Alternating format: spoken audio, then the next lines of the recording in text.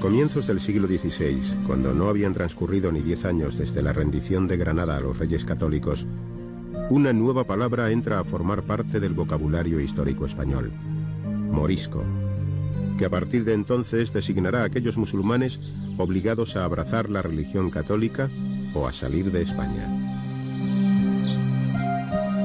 La mayoría optaron por permanecer en su patria, pero lo forzado de las conversiones no tardaría en manifestarse como raíz de una problemática de complejas ramificaciones. A lo largo del siglo XVI, las relaciones entre moriscos y las autoridades civiles y religiosas de los cristianos viejos están llenas de altibajos. Cuando las medidas que tratan de limitar la cultura y los usos de la minoría se exacerban, las reacciones de éstas se hacen más agresivas, hasta desembocar en la gran sublevación de las Alpujarras en 1569.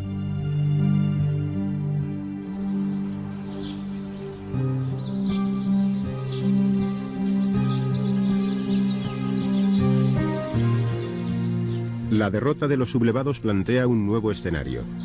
Todos los moriscos del Reino de Granada son expulsados de su tierra y repartidos por Castilla, León y Andalucía Occidental principalmente.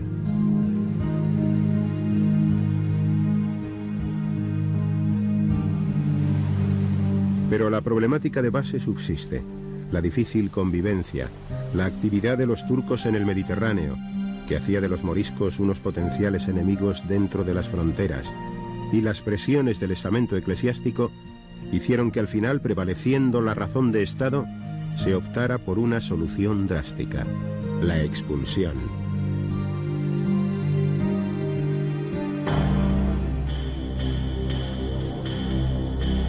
En las fechas inmediatas a la expulsión, las circunstancias de los moriscos en los diferentes territorios distaban de ser uniformes. Los granadinos, ahora diseminados, eran los que más vivas mantenían sus señas de identidad: religión, lengua y costumbres.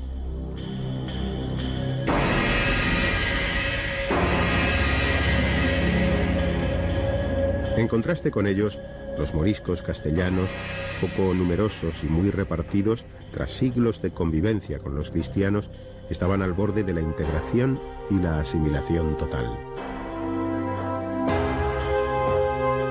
Las comunidades más densas las encontramos en estas fechas en las comarcas interiores de Valencia y en las huertas de Murcia y Aragón, donde practicaban una agricultura intensiva de gran rendimiento. A raíz de los bandos de expulsión de los moriscos dictados por Felipe III, a partir de 1609 comienza uno de los mayores éxodos de la historia de España. En torno a 300.000 moriscos quedan afectados por la medida.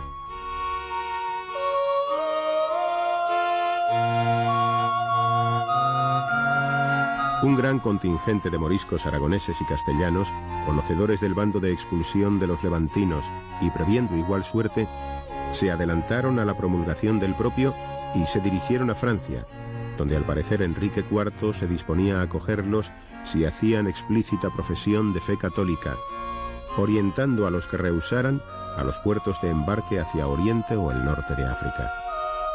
La súbita muerte del soberano y la mala acogida que les dispensó la población hizo que el territorio francés solo fuese utilizado por los moriscos en sucesivas oleadas como lugar de paso.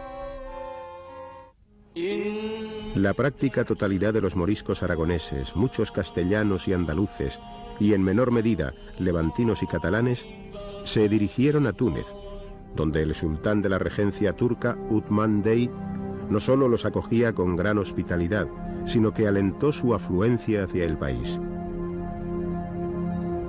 El trato favorable con que el sultán distinguió a los moriscos se pone de manifiesto en exenciones como los derechos de aduana por la entrada de sus navíos en el puerto y por no obligarles a pagar impuestos durante los 3 primeros años.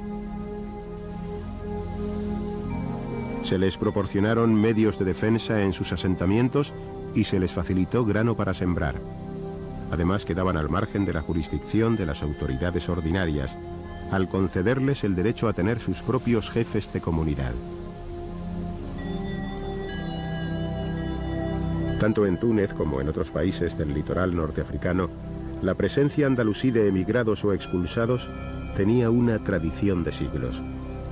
En Túnez datamos un gran número que llegaron ya en el siglo XIII, tras la conquista de Sevilla por Fernando III el Santo. En el mismo siglo desembarca otro grupo procedente de Játiva. A finales del siglo XV, con la toma de Granada, aparece un nuevo contingente de exiliados voluntarios.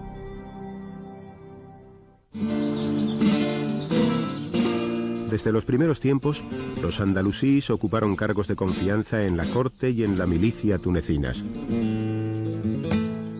Impulsaron la agricultura de tradición hispano-árabe. Destacaron por su alta cualificación en la artesanía y, en general, se fueron paulatinamente asimilando a la población autóctona.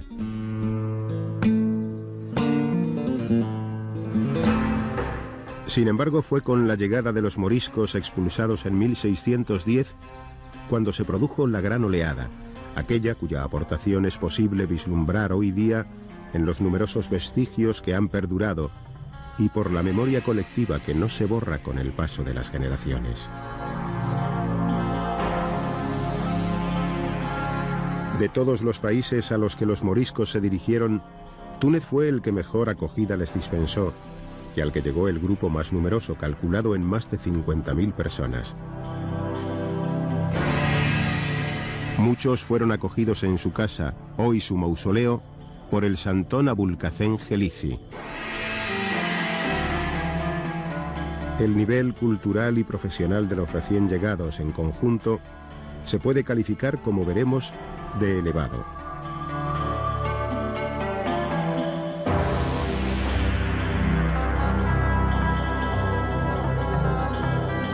Tras su llegada, las autoridades organizaron los asentamientos de los moriscos de la siguiente manera. Los acomodados, los intelectuales y los miembros de las corporaciones urbanas se quedaron en la capital, en el barrio de Umad al-Ándalus y en la calle de los andaluces en la Medina.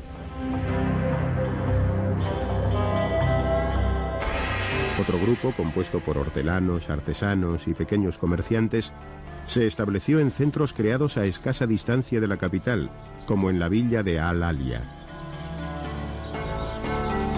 Los campesinos, el grupo más numeroso, se asentaron en la región de Bizerta, al norte del país, en territorios despoblados.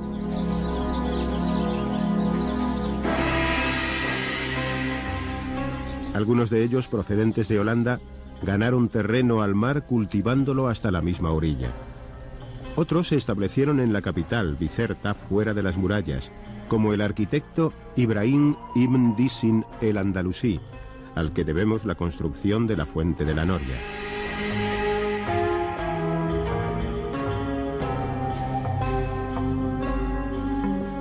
Levantaron villas en lugares abandonados desde la época de los romanos, como en Zaguán. Reconstruyeron acueductos, puentes y presas, como esta del Batán, siguiendo siempre la tradición en la que destacaron en España: mimar los cursos de agua hasta convertir en vergeles terrenos áridos e improductivos. La vid y el olivo comenzaron a hermosear el paisaje en lugares donde hacía siglos que estaban perdidos.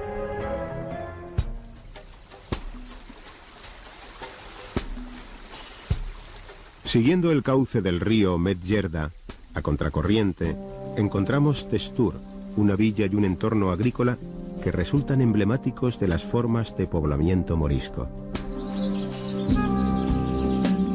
El nivel más cercano al cauce, formado por terrazas abancaladas, recuerda las formas de cultivo de los valles de regadío de Andalucía oriental y está destinado a las hortalizas y a los árboles frutales. En el nivel de terreno inmediatamente superior a este, se siembran los cereales y las leguminosas. Por último, el nivel más alto se reserva para pastos.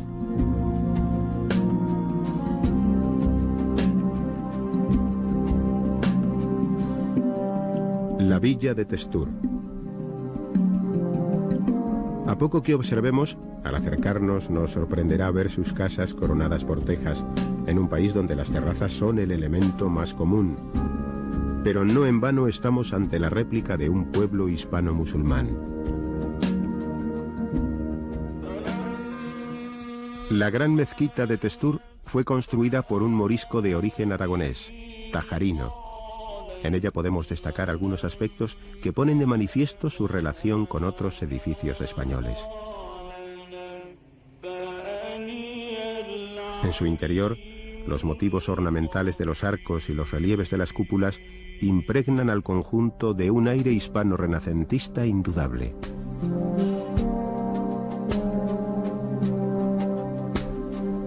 Observemos el minarete que la señala al visitante. Está formado por una torre cuadrada a la que se superponen otras dos octogonales, lo que nos remite a la imagen de los campanarios frecuentes en Castilla y Aragón.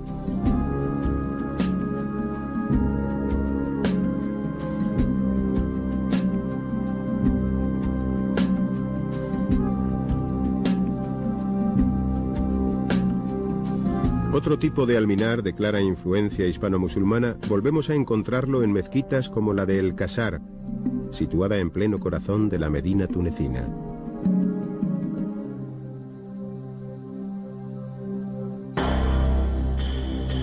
Muy cerca tenemos la calle de los Andaluces, uno de los principales centros de los asentamientos moriscos en la capital.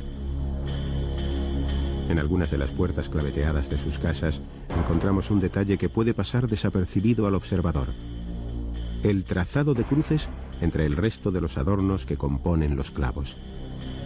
No es casualidad, ni con ello pretendían afirmar ningún signo de identificación cristiana. Al margen de los credos, los moriscos tenían un fuerte sentido de grupo, al mismo tiempo que una persistente voluntad de diferenciación.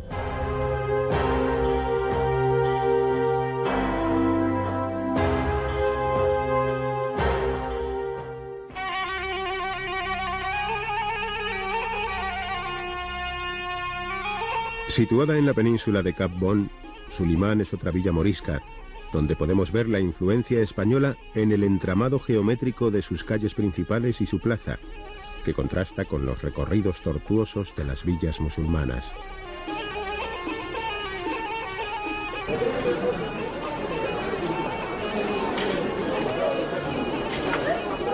Coincidiendo con la llegada de los moriscos a comienzos del siglo XVII, se abrieron nuevos zocos y una actividad de gran tradición, la fabricación de chechias o bonetes tunecinos, recibió un gran impulso y se perfeccionaron las técnicas. Como prueba de la aportación morisca a este sector, tenemos el elocuente testimonio del vocabulario profesional que hoy día se sigue utilizando con la lógica arabización de su fonética: acabar, afinar, asiento, badana, banco, cabeza, cruzar, pinzas, patrón. Ça, premier travail de chichia à laine de mouton, et ça s'appelle chichia, et ça s'appelle le bourdi, et ça s'appelle le croissant, avec les chardons qui se composent de bi, thania, cabisa, bezuila, brouka. On fait ça pour faire les chichia, pour gratter les chichia. Et ça s'appelle banque, banque pour s'asseoir les hommes. Il y en a d'autres pour travail qui s'appellent banco, banco, pour travail, pour les gens qui restent pour travailler les chichia, comme celle-là. Et ça s'appelle le forme inter, parce qu'il y en a des mesures, grand, petit, ça dépasse la tête.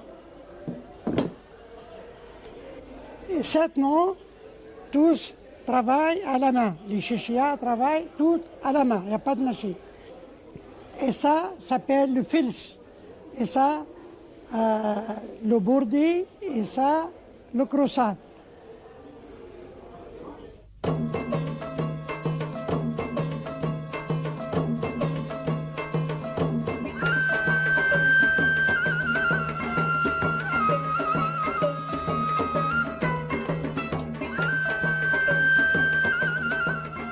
Los zocos tunecinos se vieron enriquecidos por sus aportaciones a productos como la cerámica, la seda, las mantas o jarapas, artículos a los que dotaron de mayor variedad de formas y de ornamentaciones, destacando por sus colores más vivos y brillantes.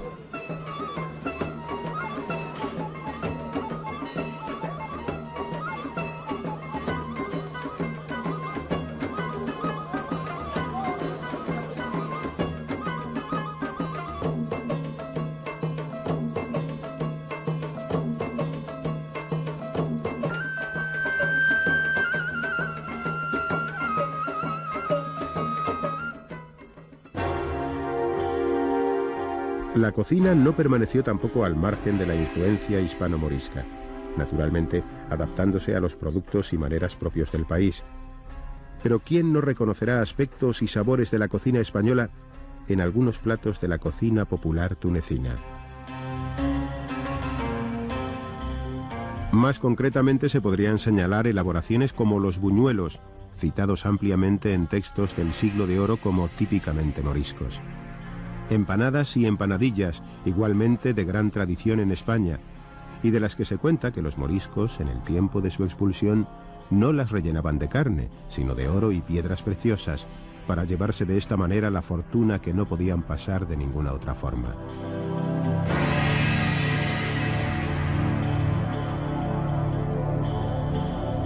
Y una vez más, las palabras nos sorprenden con la rotundidad de un hallazgo arqueológico, cuando nos encontramos con estos dulces espesos y consistentes a los que llaman mazapán. Ante tan gran variedad de vestigios en la agricultura, la alimentación y la artesanía, no podemos menos que preguntarnos cómo fue la vida cultural de los moriscos en los primeros tiempos de su forzado exilio, con qué bagaje contaban y cuáles fueron en este campo sus aportaciones.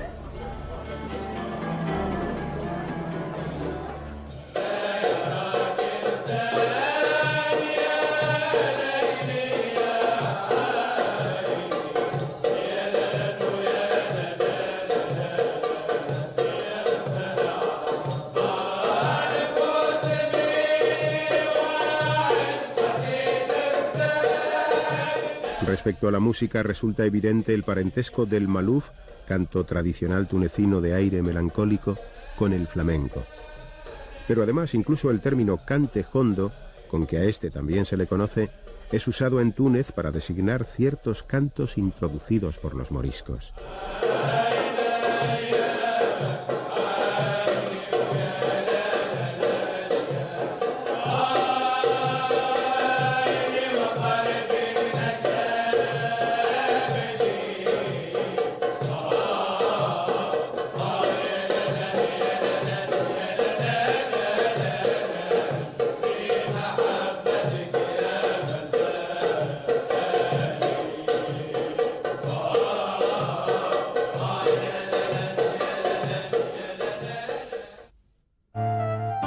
Con relación a la escritura, el legado de su quehacer es variado y está casi en su totalidad escrito en castellano.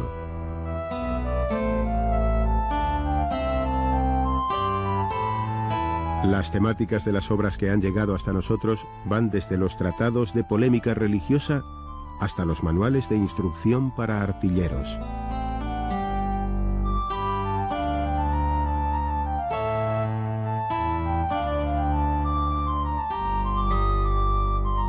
En la plaza de la villa de Testur se hacían representaciones teatrales de los clásicos españoles del Siglo de Oro, y entre sus habitantes circulaban ediciones de estos autores.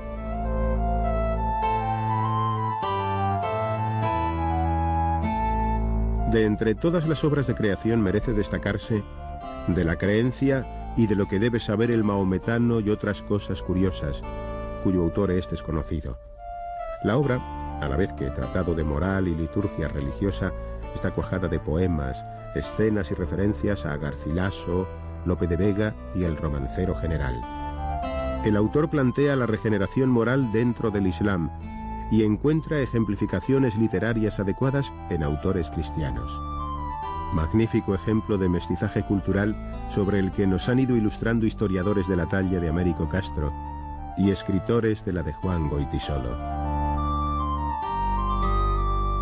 Otro broche de oro de este bullir intelectual de los moriscos tunecinos lo tenemos en un personaje de origen murciano, Ibrahim Taibili, o Juan Pérez en su bautismo, quien nos cuenta una anécdota que él mismo protagonizó en la Universidad de Alcalá de Henares, por la que se prueba nada menos que había existido una edición del Quijote anterior a la de 1605, largo tiempo tenida por la primera. Pero como tantas veces en la historia, la pluma no la encontramos lejos de la espada, y en esta ocasión la vemos firmemente empuñada por aquellos moriscos que una vez en los puertos de Túnez sumaron su esfuerzo al de los turcos en la práctica de la piratería, que como un azote descargaba su furia sobre la otra orilla y contra los barcos cargados de mercancías que a ellas se dirigían.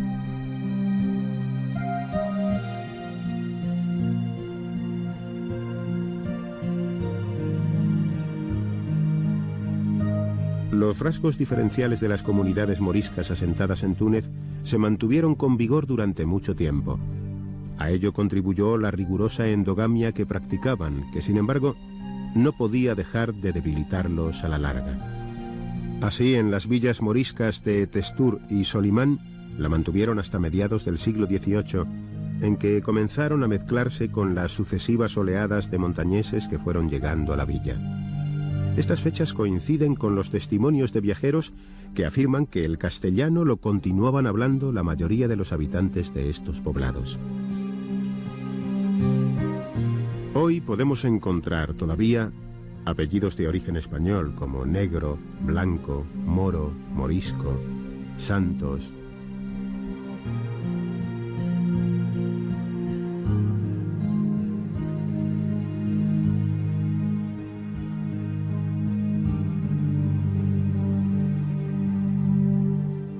La evolución histórica posterior sigue las pautas que suele conllevar la transformación de un país agrícola en otro de economía más diversificada, la decadencia del campo y la emigración a la ciudad. Los descendientes de los moriscos estuvieron a la cabeza de este movimiento, pero como lo hicieron a partir de una situación de buen nivel económico y de instrucción, pasaron a ocupar ciertos cargos en la administración y ya en el siglo XX puestos cualificados en el emergente sector servicios.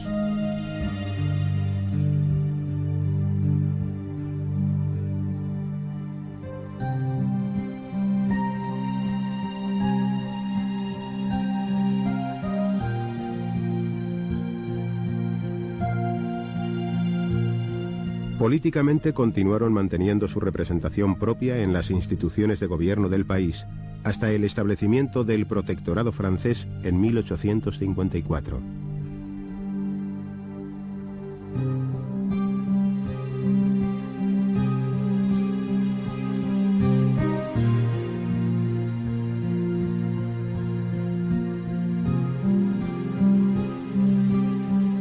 En la actualidad, en algunos puntos del país, como Sidi Bou Said, al norte de Túnez, parece que se mantiene una memoria más viva de los orígenes andalusíes de sus moradores.